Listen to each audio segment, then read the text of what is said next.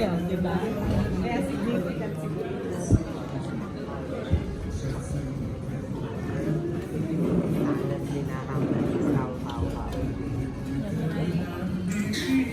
Ah?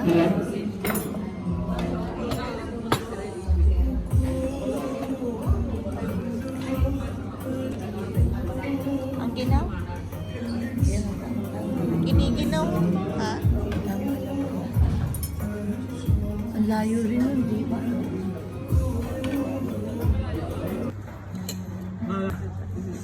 Sincha. Kanya ka na.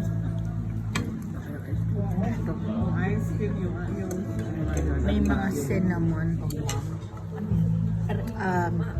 Chicken. Mainit lang. Beef in cinnamon.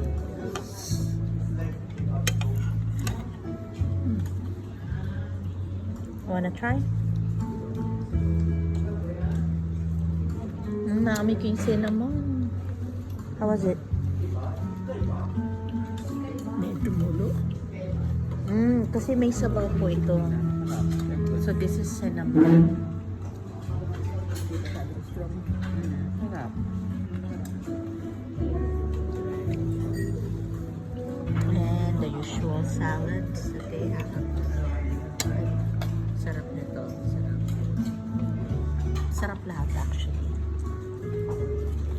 Desert people who live there, shepherds, we call them nowadays Bedouin. Oh yeah, Bedouin, Bedu. they live in tents. Tomorrow when we drive to Jericho, we're going to see a lot of tents. People, they leave their sheep, camels, cows, whatever it is. This is how they live.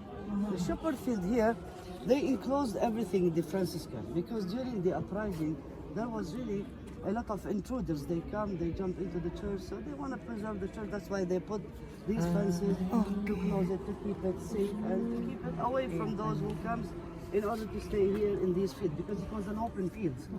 Now the shepherd field, if I want to calculate the distance from here to the nativity, let's go in the front. So I show you. It's going to take me only 6 minutes to drive. But if I go to the time of Jesus, there was no streets, no roads, nothing except mountains and hills. Those shepherds, they were staying in caves down there. I'll show you one of them. They received the star, they followed the star, they went up to Bethlehem. Nativity church is this tower in the middle, there's a rounded window, you see it? At the far end, straight. Yeah. This is the nativity, this is the birthplace of Jesus. So they walked, no, not here, up there. But I'm telling you about the distance. So probably it took them maybe 2 hours, 3 hours to reach the nativity in the old days during the time of Jesus. Imagine. But now 6 minutes I can drive, 5 minutes, I'll be in the nativity church. That much it's easy became. So the shepherd, they lived in caves down there, natural caves. When I say natural caves, it means it's not a man-made. Nobody carved those stones to make caves. This is how they find it. They were not nomads. Why they were not nomads? Nomads, it means those who doesn't go from place to place seeking for food and water. They stayed here. That's why they had a city down there. They built up caves or houses. They settled here, they stayed here, and they called down there that area Sayar al-Ghanam. Sayar al-Ghanam, it's in Arabic, it means where they keep the flocks. That's why we call the shepherd field with another name, Bet Sahur, the eye that keep watching the flocks. But now it's inhabited by Palestinians, no more Bedouins, no more shepherds here, nothing, no. Now, the Barlucci, the Italian architect, who designed the Church of the Transfiguration in the morning, we saw it. Inside the church, it talks about the whole story in the pictures. The moment we enter, we face straight away the birth of Jesus, Nativity. The one on the left, you see the shepherd. They were seated inside the cave. The light comes out, the angel or the star. They cannot even see it because of that brightness of that light. The other one on the right, it shows the shepherds playing the flutes. That's why you see a lot of people playing the flutes, jumping and dancing, happy for the news of the birth of Jesus in Bethlehem. And there. I want to go in because it's empty. The big group is coming. See that church? Oh, we have until to I go. wait for the rest of them, and then I take you down to the caves. The big group is coming. Hurry, hurry. Big group. Yeah.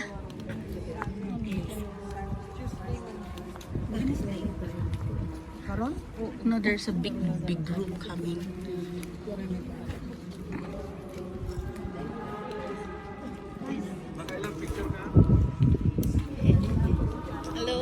Filipino? Yes. Philippines.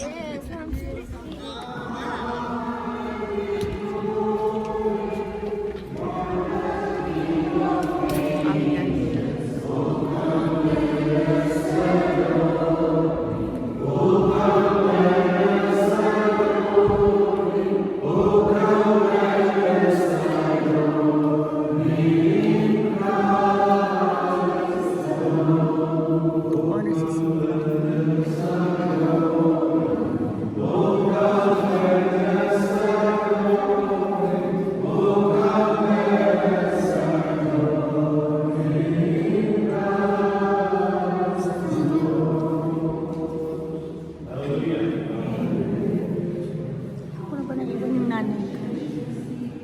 Mom. Sorry. Ito yung kinikwento nga niya. Dito yung nagpo-flute yung mga shepherds. Tapos the opposite direction.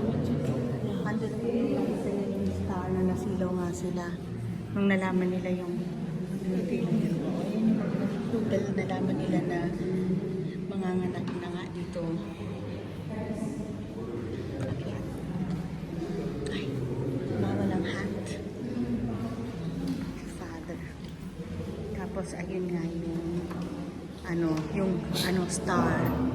Yun, yung video ko na lang.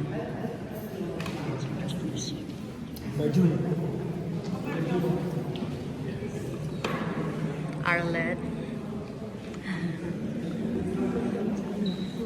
Ito pa yun daw.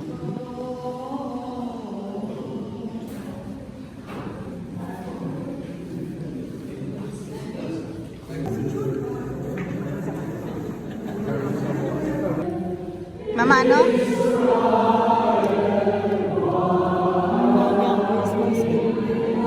Maaga ang Christmas mo?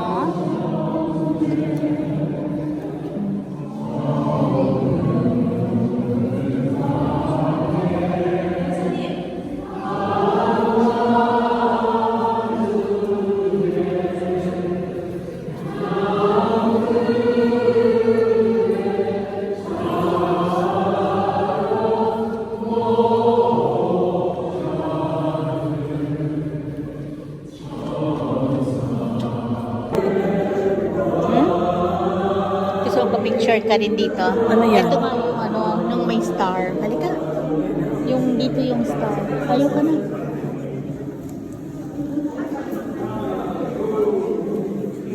Next ha? Kunin mo yung gano'n. Kunin mo yung... Kunin mo. Tsaka medyo kayo maglitaw. Sabi. Oo. Matindi na tayo. Mauna ako, mami. Okay. Hold on to this. Hahawak ka dito. Kaya ko yan. Basta Pababa ha? tandiyan ka sa harap. Okay. Guys, be careful those little steps, okay? Okay. Philippine University of the Philippines.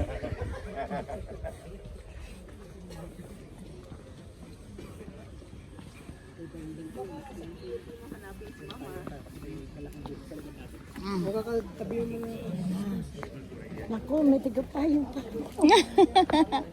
Thank you, sir. Ito.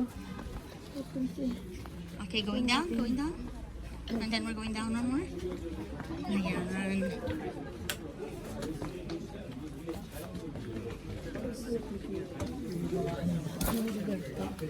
I think games. Just stay in the shade. Just 2 minutes.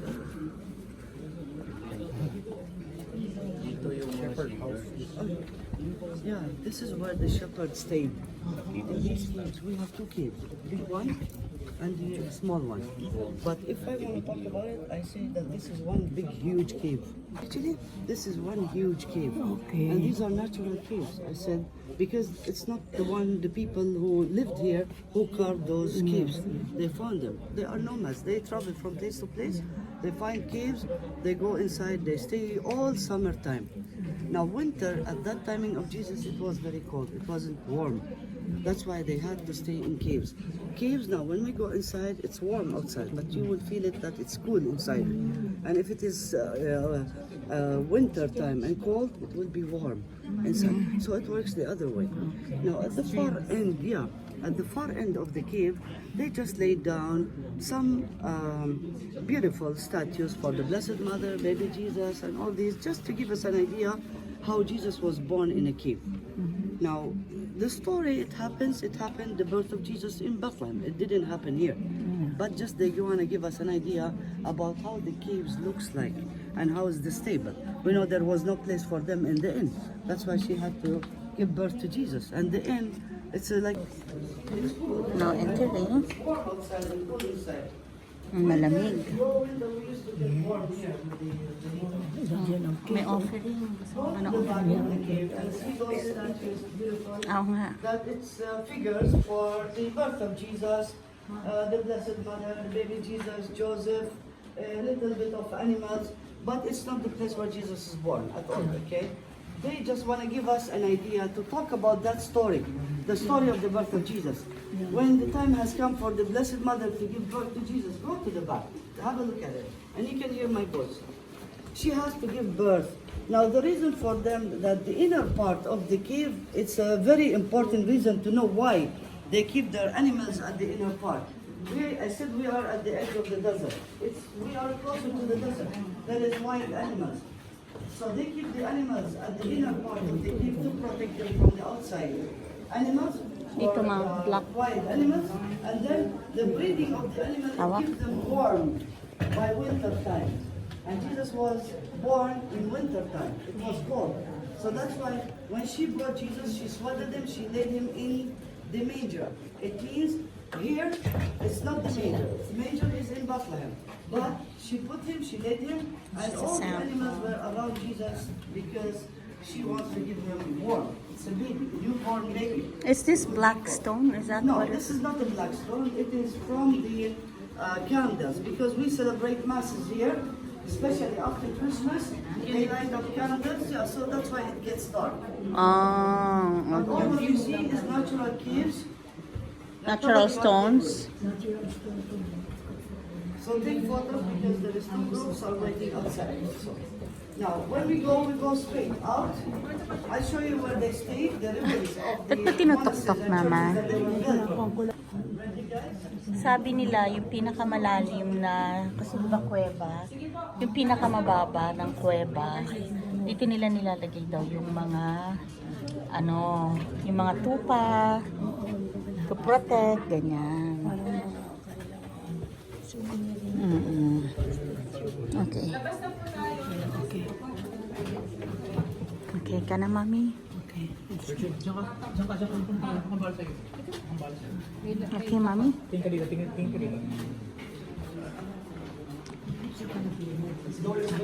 Video. I'm taking a video. Okay, Mom, watch your step. Going up? You make it two. Two caves ginawa nilang. Hindi. Ano siya? Isang malaking natural cave ba? Pinapilan nila. Ay, sorry, Ma. Wait. Timbakan pala dyan sa loob. Sinara nila, nag-excavate. Pero last year binuksan nila yan. I will check. These are water system. When rain falls, they collect the water in water system and then divert the water into their. Bless you.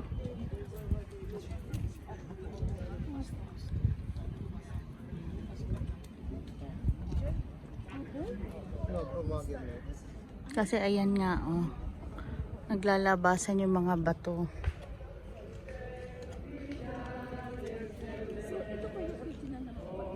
Yung nasa baba. Opo, yung nasa baba. Naglalabasan.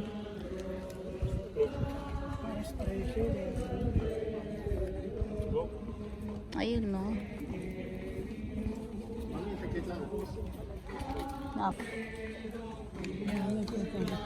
Ito kayong dalawa background ng Bethel. Oh, okay. Thank you.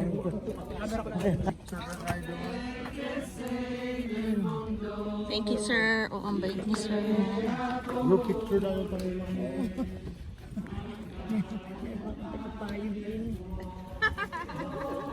Dito na lang tayo sa baba, mama.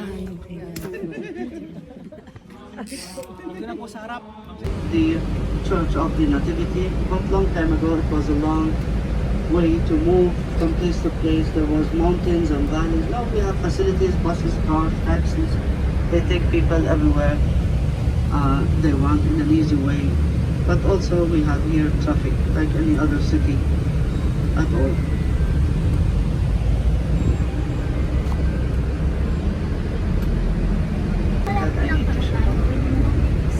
I used to explain a lot in the bus, but as far as I recognize that as long as you explain, it would be hard because I know it's your first time here, it's something new, I understand.